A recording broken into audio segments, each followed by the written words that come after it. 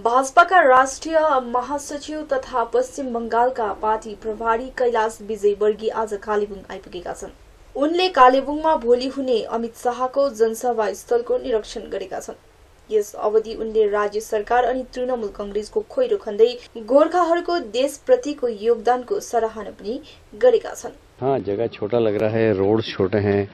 हमें यही लग रहा है कि इस छोटे छोटे रोड से कैसे आएंगे। यदि कहीं पर कोई जाम वाम लग गया तो पूरा सभा प्रभावित होगा। पर हम कोशिश करेंगे, प्रशासन से बात करेंगे और प्रशासन से अपेक्षा है कि सहयोग करे।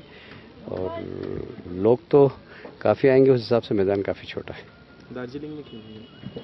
प्रशासन ने हमें अनुमति नहीं दी। वहाँ पर ऑलरेडी मुख्यमंत्री जी की कोई सभा थी, शायद सब बताया गया, हमें जानकारी नहीं है, इसलिए परमिशन नहीं दी तो हमने यहाँ पे किया। फिर तो क्या लग रहा है, कैसे सक्सेस होगा? क्या 100% सक्सेस होगा। अमित जी की सभा सुनने के लिए बहुत लोग आएंगे और विशेषकर जो भारतीय जनता पार्टी ने अपने संकल्प पत्र में पहाड़ के लिए जो प्लानिंग किया है, हमारे गोरखा समाज के लिए जो घोषणाएं की है, 11 जातियों को जो अनुसूचित जाति जनजाति के अंदर मिलाने का जो संकल्प पत्र में संकल्प लिया है, उससे पूरे गोरखा समाज में और पहाड़ में बहुत उत्साह है। और जिस प्रकार डेवलपमेंट यहाँ पर हम करेंगे, जो हमारी प्लानिंग है, जैसा कि हमने आसाम में किया, जैसा कि हमने त्रिपुरा में किया, दार्जिलिंग विकास से वंचित है, तो हम यहाँ डेवलपमेंट भी करेंगे। इस बात से लोगों में बहुत उत्साह है और कल बड़ी संख्या में लोग आएंगे। यहाँ पे गोरखा लोग अलग से राज्य मांग रहे हैं, इस पे आपकी भी कोई? देखिए, हम गोरखा समाज का बहुत सम्मान करते हैं और इस देश की सेना में गोरखाओं की जो भूमिका है वो बहुत महत्वपूर्ण है और हम सेना का भी सम्मान करते हैं, इसलिए गोरखा समाज का भी सम्मान करते हैं। उन्हें न्याय मिले, उन्हें सम्मान मिले, उनके संस्कार संस्कृति की रक्षा हो, इसकी हम जरूर चिंता करेंगे। और जहाँ तक गोरखालैंड की मांगे, इस बारे में अभी कोई टिप्पणी करना उचित नहीं होगा। एक बात है, कल कोच बिहार में, अलीपुरद्वार में इलेक्शन है। कोच बिहार में 950 बूथ में सेंट्रल फोर्सेस नहीं रहेंगे और जो आपने भरोसा दिलाया था कि हर बूथ में सेंट्रल फोर्स रहेगा, लोग अपने खुले मन से वोट डाल सकेंगे। मुझे लगता है कि जनता में काफ़ी उत्साह है। जनता खुद सेंट्रल फोर्स की भूमिका अदा करेगी और ममता जी को उखाड़ने के लिए भारतीय जनता पार्टी के पक्ष में मतदान करेगी। और आप देखेंगे ये दोनों सीटें भारतीय जनता पार्टी बहुत भारी बहुमत से जीतेगी।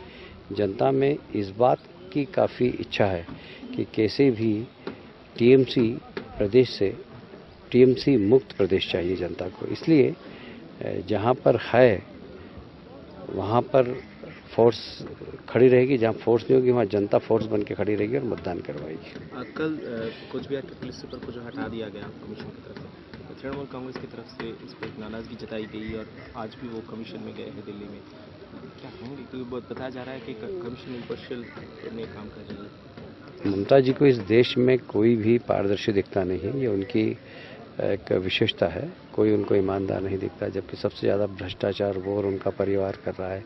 उनकी बहू के 2 पासपोर्ट से, जिसमें पिता का नाम अलग अलग है। कभी किसी का पिता बदलता है क्या? पर उनकी बहू के 2 पासपोर्ट्स में दोनों में फादर्स का नाम अलग अलग है। और बहुत सारी ऐसी चीज़ें हैं जो उनके परिवार की संपत्ति, उनके भतीजे की संपत्ति। भ्रष्टाचार का सबसे बड़ा, यदि पश्चिम बंगाल में कोई परिवार है तो ममता जी का परिवार है, पर वो इस बात को मानती नहीं, बड़ी ईमानदारी का डंका बजाती है।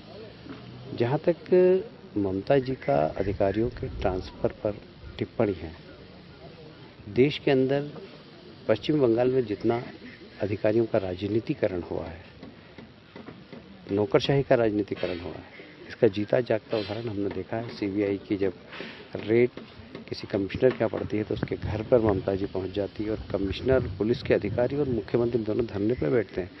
देश में आज़ादी के बाद मैंने ऐसा कहीं पर भी नहीं देखा कि वहाँ राजनीतिक दल और अधिकारी किसी सरकार, केंद्र सरकार के खिलाफ धरने पर बैठे। तो ये सारी परिस्थितियाँ, इसको समझदार जनता समझ रही है और इसीलिए ममता जी को उखाड़ फेंकने का संकल्प पश्चिम बंगाल की जनता ने लिया है। और मेरा दावा है कि पश्चिम बंगाल में भारतीय जनता पार्टी की इतनी सीटें आएगी कि लोग आश्चर्य करेंगे। तो पिछले बार भारतीय जनता पार्टी ने यहाँ से जीतकर भी कुछ भी नहीं करने का आरोप है, उसमें क्या कहेंगे? अब वो तो परिणाम बता देगा।